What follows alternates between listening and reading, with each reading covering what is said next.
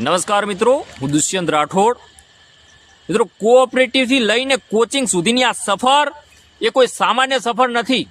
આ સફર એક બનાસની વિચાર ક્રાંતિની સફર. મિત્રો, શંકરભાઈ ચૌધરીએ આજે ગાંધીનગરમાં બનાસ કેરિયર એકેડેમીનો ભવ્ય શુભારંભ કરીને સ્પષ્ટ કહી દીધું કે યુવાનોની પ્રગતિ એટલે જ બનાસની પ્રગતિ.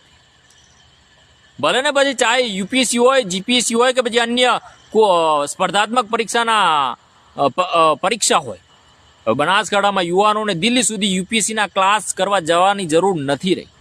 કારણ કે હવે માર્ગદર્શન પણ બનાસનું, માળખું પણ બનાસનું, અને સાથે સાથે તક પણ બનાસના દ્વારે ઊભી છે.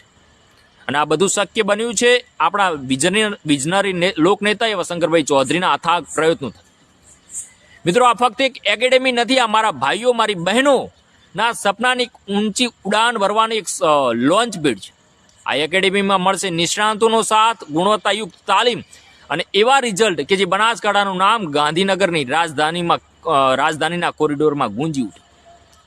નિવૃત્ત અને કાર્યરત અધિકારીઓ, બનાસ ડેરીના નિર્માતાઓ બધાની ઉપસ્થિતિઓ આજે સાબિત કરી દીધું કે આ પ્રોજેક્ટ એક ફક્ત શરૂઆત નથી સાહેબ, આ છે બનાસની આગામી પેઢીની સફળતાનો એક મહાસંકલ્પ.